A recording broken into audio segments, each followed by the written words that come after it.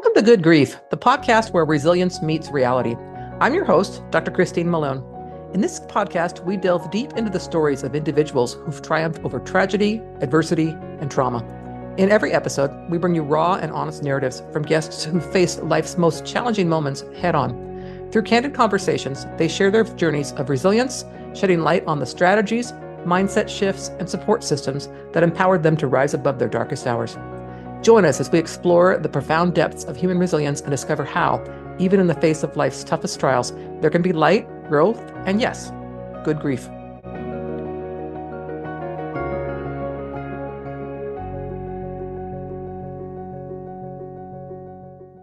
Okay, listeners, thank you so much for joining me today for this episode. My guest is Christina Dent. She is the author of a book called Curious, a foster mom's discovery of an unexpected solution to drugs and addiction. So, Christina, if you would like to introduce yourself. Yeah, I'm Christina. I am born and raised here in Mississippi, where I still live. I'm the founder and vice president of mission for End It for Good is the name of the nonprofit. And we work on health-centered solutions to drugs and addiction. And our mission really is, how can we help more people find a thriving, healthy life? And how can we prevent harm in this realm related to drugs and addiction? So I've had a lot of incredible opportunities working on that. And a lot of those have come because I did not have this perspective of a health-centered approach to drug use or addiction before. And I went through my own learning journey after becoming a foster parent and got re-educated about all the things I thought I knew that were wrong, and a lot of things that I thought really the rest of the world could benefit from. This could really help more people and more families and more moms like the one who changed my life in foster care. So tell me about the foster care experience that you had. Yeah, so my husband and I became foster parents in our early 30s.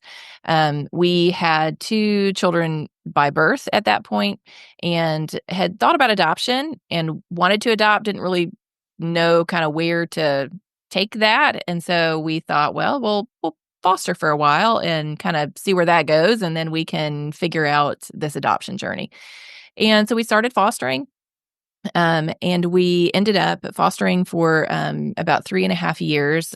We ended that fostering because my husband actually took a job working for our foster care agency. So both of us had very transformative experiences. Both of us made career changes after our 3.5 years. And he went to work in the agency, and I started the nonprofit to focus on this issue of drug use. So the second child that we fostered, the first child that we fostered, we didn't have any contact with their birth family. But the second child that we fostered came to us one afternoon in December of 2015. And he came straight from the hospital after he was born. He had been drug exposed in utero. His mom had been struggling with an addiction for many years at that point, but this was her first child. So he had been removed from her custody when he was released to go home from the hospital, which is common practice in Mississippi and pretty much everywhere else, that if it's known that a child's parent was using drugs while they were pregnant, that the child is automatically removed into custody and they can work to get them back. So he came to our house as this little tiny 5-pound, 9-ounce preemie newborn, just the cutest little thing ever. And I didn't know anything about addiction at this point. I mean, I had only barely begun understanding about trauma and children and how that impacts us for the rest of our lives. Because when I came into foster care, really, Christine, I thought, you just take a child out of a bad situation and you put them in a good situation, and it's like a blank slate, and they just are safe and happy, and it'll all be fine. And thankfully, we went to a conference that was not required to us to get licensed, but it was recommended by another foster parent. And she said, I would not foster until you have been to this conference. It was called Empowered to Connect. And it really was like 2 days of learning all about childhood trauma and how to help children heal. And I would agree. I would not, don't foster if you haven't done a good bit of research into trauma and healing. So Beckham, this baby, comes to our house that afternoon. I didn't know anything about addiction, but I knew that he had been exposed in utero. And in my mind, that meant his mom must not love him. Clearly, she kind of loved the drugs more than she loved the child. And, he is better off with us. And the social worker, when she dropped him off, she just made this offhanded comment. She said, this is so crazy at the hospital. Like, it was like this funeral. The nurses were all there and they were crying, and his mom was there and she was crying. And it was kind of like this moment in the Matrix. You're like, wait, there's like a disturbance. Something, this doesn't make sense to me. Why would that be if she was that Yeah. invested in him, or like, why is she crying? She had the choice not to be using drugs while she was pregnant. She wouldn't be in the situation. So I didn't understand that, but kind of as we do with things that we don't understand, we tend to kind of ignore them and just like, maybe I can put that out of my mind and just move on so I don't have to deal with that. But a couple days later, he had his first visit with his mom.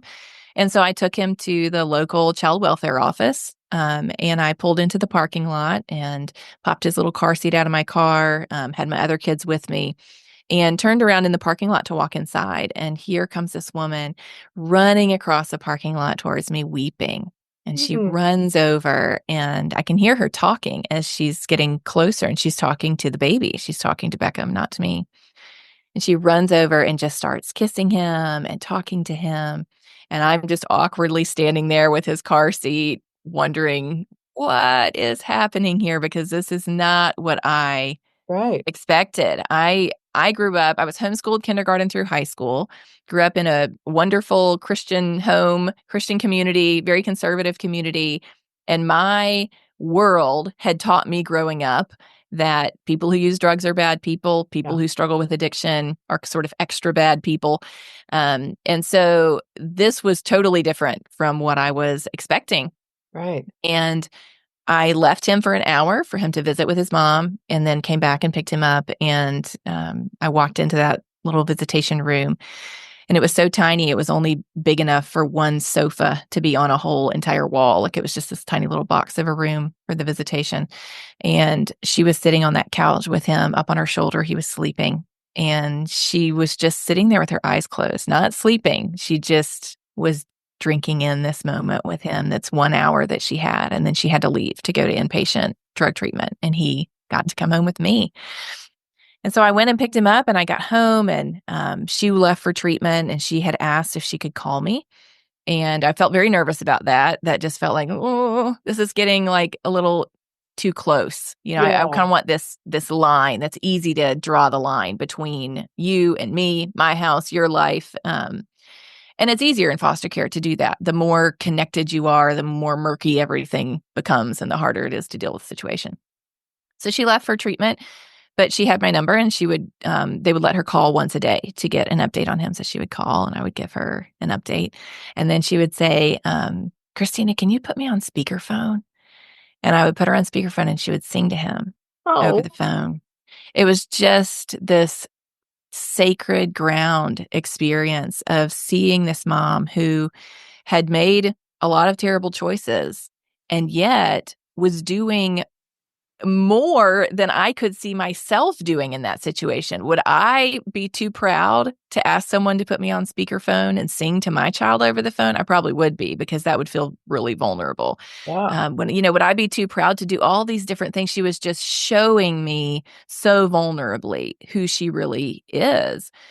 And that really started this kind of, I couldn't put it off and just sort of try to forget about it anymore. There were too many experiences stacking up, Yeah. and I had to deal with the reality, which is she is a mom like me. She loves her son as much as I love my sons. And so that means something else is going on with her addiction. It's not that she's a terrible person and that's why she's addicted.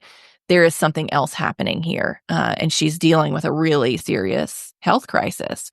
And that started this learning journey for me of trying to go back and understand, what have I misunderstood about drugs and addiction? Because about half the children in foster care are there for some sort of drug-related removal. So if we are doing anything wrong with drugs and addiction, that has a massive impact on foster care. So I started to feel like maybe one of the best things I could do related to kids in foster care is to figure out how we could better approach this addiction issue. And that would have a ripple effect of impacting thousands of children who find Yeah. themselves in foster care right now. Yeah. I'm thinking in my head the term, the power of the addiction. I mean, it's obviously takes over. I mean, for someone who clearly loves their child, to have been through that and go through the drug exposure, I can't fathom. I'm much like you. I always think addiction is a choice, and I know that I've learned that it really isn't. It's sometimes when people really get into things, there's obviously mental issues, but a very physical addiction too. And I have 5 children. I can't fathom what you're describing. Having to ask someone if I can sing to my baby on the phone, it almost makes me want to cry. And it wasn't even me, but yeah, that's powerful. And I also just want to throw in there too how amazing it is that you did all that. I mean, you didn't have to do that for this mom, I don't imagine, and yet you did, and that's pretty special. I also it really the whole idea of looking for ways to deal with addiction. Obviously, children who are born with a drug exposed can oftentimes have lifelong issues themselves due to that, whether it's learning disabilities, whatever it might be. And avoiding all of that would be just absolutely wonderful as well. So, how long did Beckham live with you? Did you have him for long? No, so he was actually only with us for about a month. She had found there's only a couple of these in the state, and some states don't have any of these. But there was a drug treatment center that they had childcare on site, which when she first told me this, Christina, I was like, well, this sounds insane. Like, who would ever let children be around parents who are like trying to get help for an addiction? And now I'm such a huge advocate for this because she was able to go. It took about a month for the judge to be able to let Beckham go and be with her there. So she would go. They stayed in their own little room together, like dormitory room at the treatment center. They have a nursery there. So during the day, he would go to the nursery while she went to all of her classes and meetings and all the things that she was doing in treatment. And then he would come back with her and she would have all of that bonding time with him, just like every mother and child needs to have. So Joanne would be the first to say that him being in foster care was the right thing to do, that she could not care for him appropriately without dealing with her addiction. So she wouldn't say, no, he never should have been taken away. What happened was the right thing in that particular situation, which is her addiction had taken over her life enough that she was not able to be competent to care for him at that point. And yet she was able to very quickly make some choices and find an opening at this particular treatment center and get Beckham to come there with her. And she would say, every day it then allowed me to be able to see why I'm working on this. Like, Yeah. he's here with me. I get to hug him. I get to sleep next to him. I get to bond in this way that reminds me all this hard work that I'm doing in therapy and all of the things I'm doing in treatment. This is why I'm doing it. And instead of kind of breaking apart that bond so early in life, they were really able to support that bond and help her to be able to get the help that she needed. But for many people, they don't have that experience. That's a unique experience to have all of those things in place. A lot, if Joanne had gotten caught by the police, she was using drugs that were not legal. So she could have just ended up in prison for 5 or 10 years. That regularly happens here and many other places. And yet she didn't need prison and punishment because what she went to treatment for was trauma-informed recovery. It was helping her deal with the pain and the trauma in her own life so that she could not use those substances to be able to numb that pain. And that, I think, is a big part of what we have misunderstood about substance use is it is a coping mechanism for pain, for grief, for trauma, for lots of things that we don't want to feel because life is really hard and it doesn't. I had a wonderful childhood. I still experienced lots of loss. We can't avoid that in the world that we live in. Everyone is dealing with loss and grief. And so what do we do to deal with that? Well, some of us were gifted by the people who, raised us and by our life experiences with good tools to be able to handle that in a way that is not self-destructive, or at least not destructive to the point of destroying our life.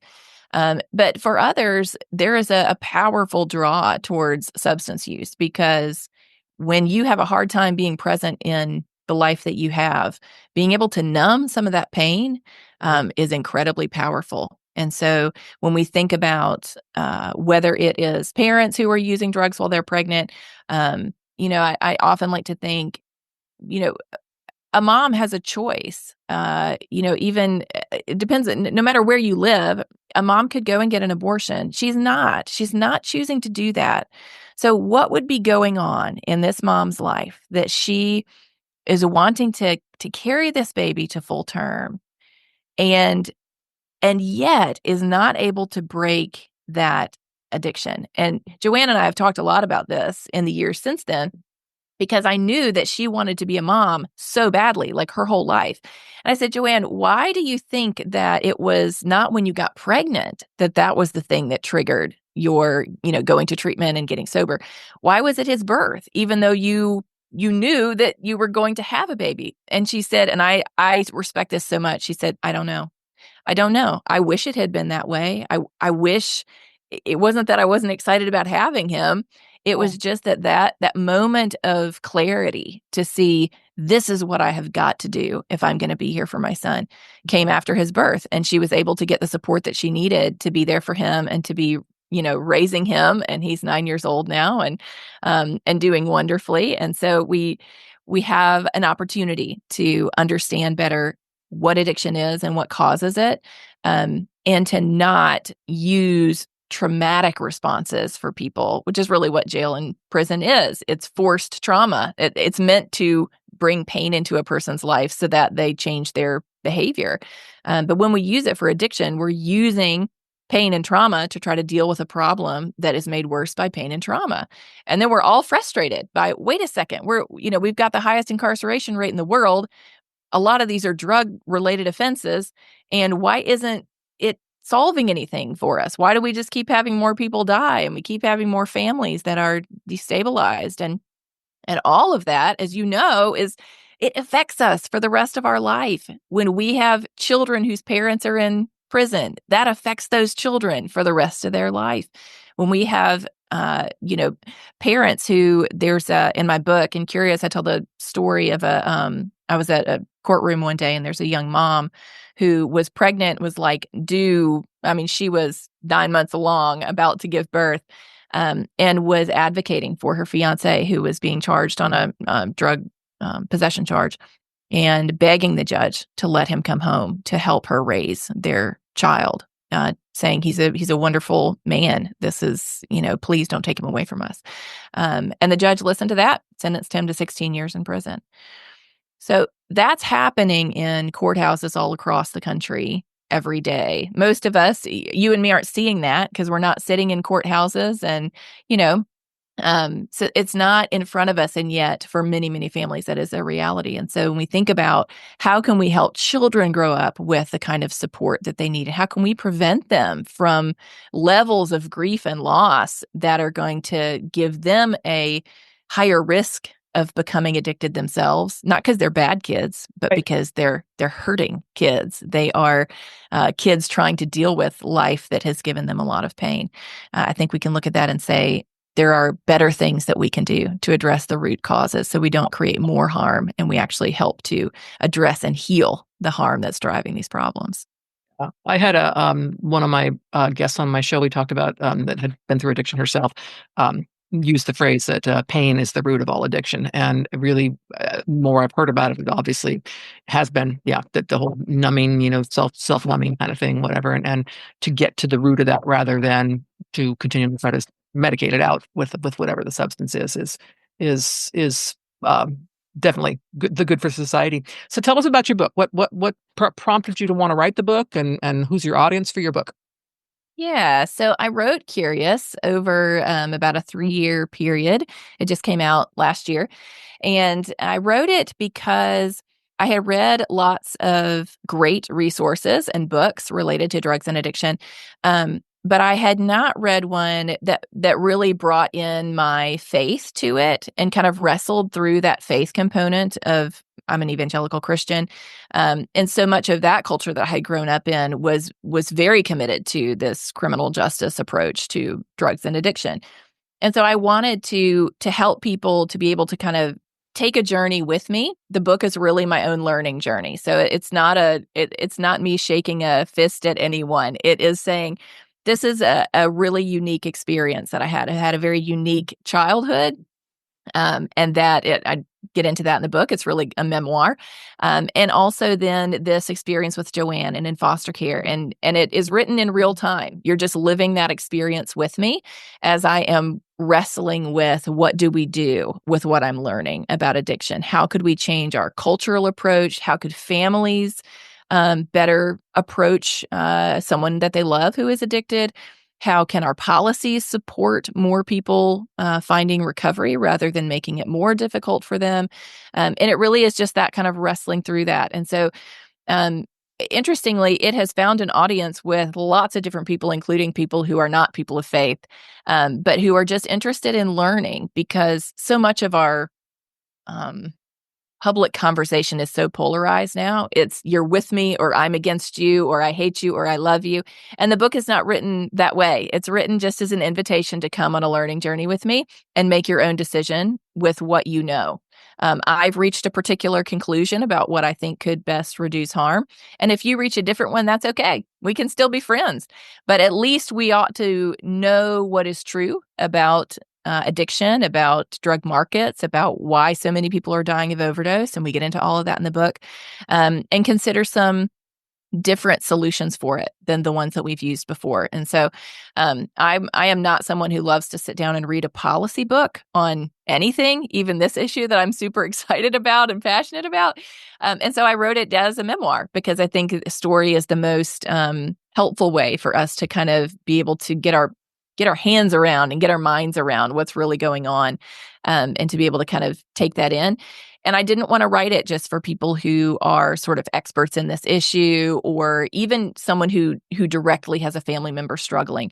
It's written as my perspective as someone who does not have a family member who I was walking with for 10 years through addiction. And what I've realized is all of us, even if we're not walking with a person who's directly walking through addiction, all of us are friends with people who are. And that is just a true statement. And whether you know it or not. So there are a lot of people who are silently suffering as they try to walk with a loved one, a child, a brother, sister, a parent who is struggling.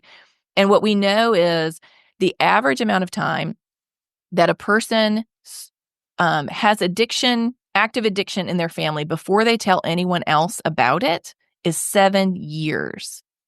Families are struggling in silence for an average of 7 years before they ever let anyone else know what's going on. So what does that tell us? It tells us that, number one, it's a really private thing and a really painful thing, and people are very uncertain about whether they should share it. But also, they are listening for who are the safe people to share this with.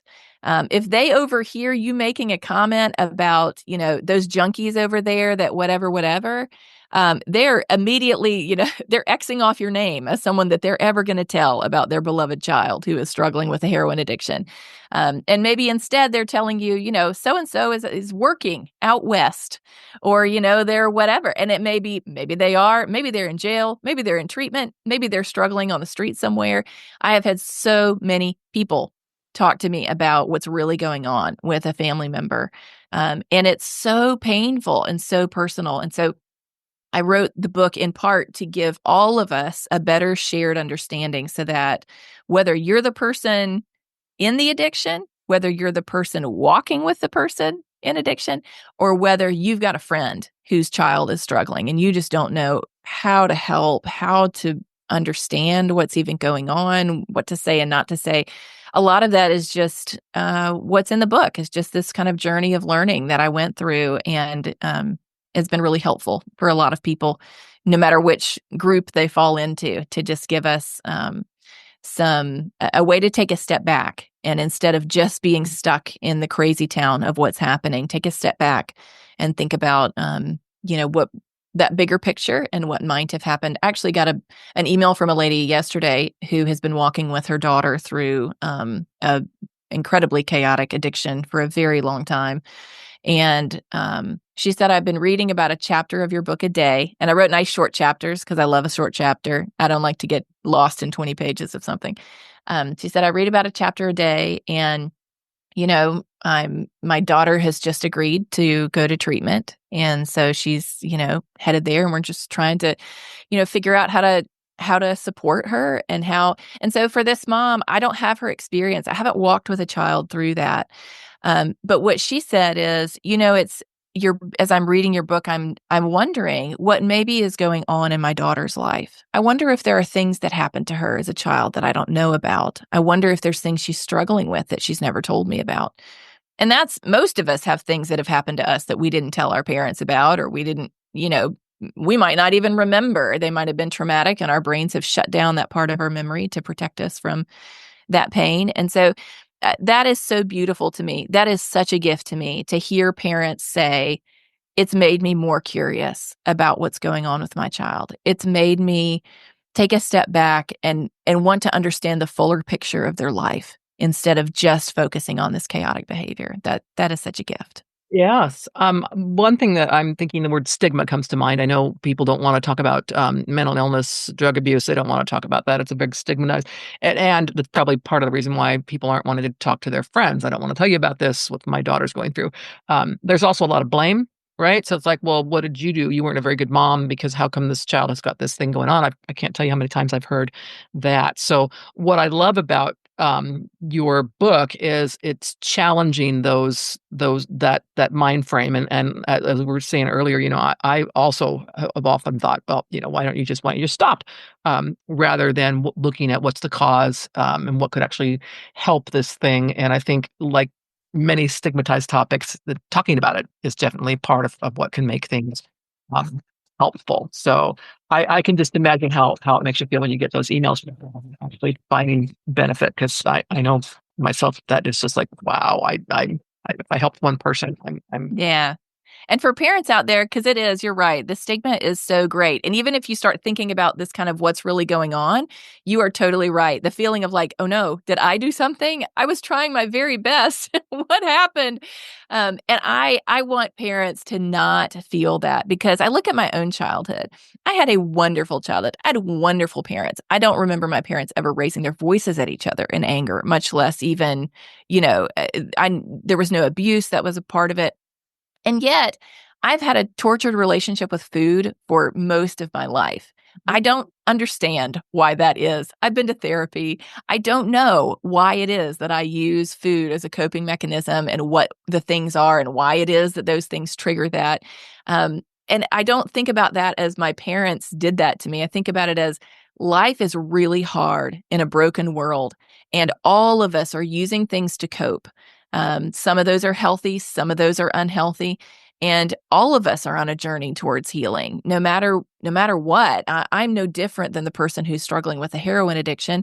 I've never tried heroin. It could be that if I had tried it, I would have found like, oh man, this finally makes me feel great. This takes away the pain that I still experienced, even though I had a wonderful childhood. So I hope that parents feel free from that they don't take this as a personal thing, but rather the brokenness of the world is much bigger than our parenting. And if there's anything, I have 3 sons, a couple of them are teenagers. If there's anything about this work, it has made me more aware of how easy it is for somebody to become addicted. And that if my own sons struggle with addiction, it won't mean that I haven't tried my best, that I haven't done everything that I knew to do. It will mean that they have found something as a coping mechanism that might be really harmful to them. And how can I then just help them begin to get curious about what's really going on underneath that? We focus so much on the substance use. Drugs are a solution. They're not the problem. The problem is what's deeper. The drugs have come in as a solution attempt to solve that deeper problem. So that's what we need to be focused on. And for me, I'm always on my own journey of healing myself. I still go to therapy because I still need that. I still need the help to walk through the losses in my own life and how they continue to impact me over time. And my kids need that too. And so my education to them around substance use has not been fear-based. It hasn't been, don't take cocaine because it'll destroy your life. It has been, drugs are a way to numb the way that you feel. And if that's a really powerful experience, you can understand why people would want to do that over and over and over again. So you need to understand what's happening for you. I don't want you to use drugs. They can be contaminated. They can be all kinds of unhealthy. They can eventually lead to a destruction of your life.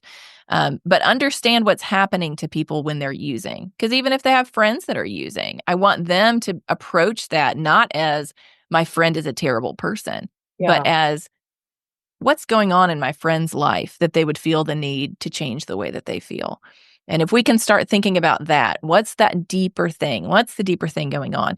Then we can, I think, help a lot more people find healthy coping mechanisms and be able to build a life that they want to be fully present for instead of a Right. life that they want to numb. All excellent points. I do want to circle back and have you tell us, how is Joanne doing today?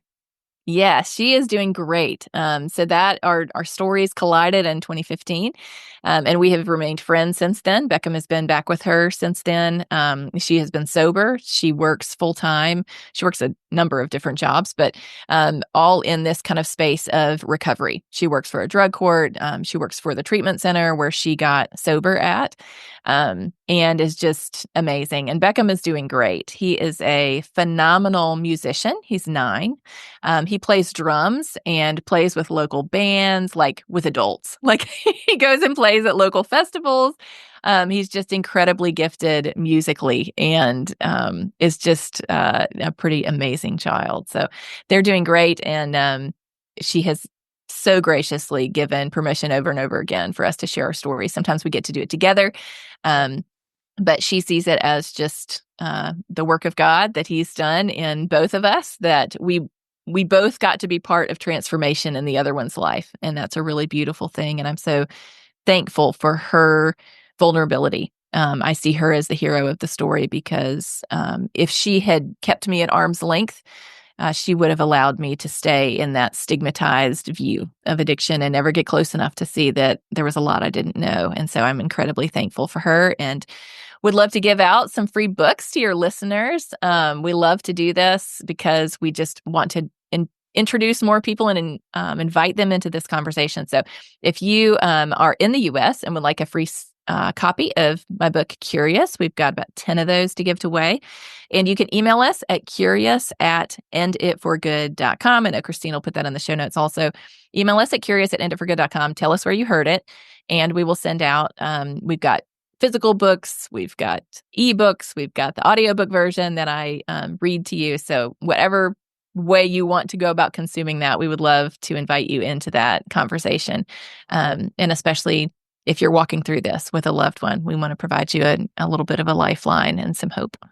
Wonderful. Yes, we'll put that in the podcast notes as well as a link to your website for your foundation, so on. So anything else that you want to share, we'll put that in the.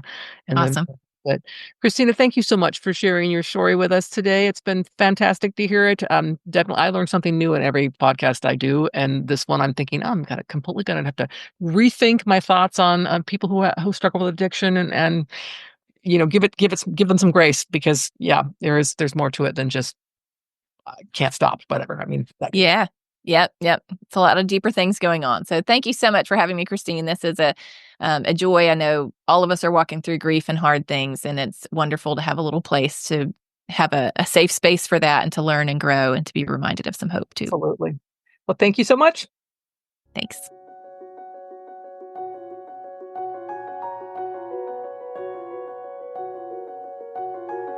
Thank you for joining us for this episode of Good Grief. We hope that the stories shared today have inspired and empowered you on your own journey of resilience. If you want to dive deeper into the themes of trauma, tragedy, and survival, be sure to check out my memoir, The Day I Became the Spider Killer, a memoir of trauma, tragedy, and survival. In this book, I shared my own raw and honest experiences, offering insights and strategies for overcoming life's toughest challenges. You can purchase the book on Amazon, Barnes & Noble, or listen to it on Audible. Your support helps us continue to bring these powerful stories to light and spread a message of hope and resilience. Stay tuned for more incredible stories on our next episode. Until then, remember, even in the face of life's toughest trials, there can be light, growth, and good grief.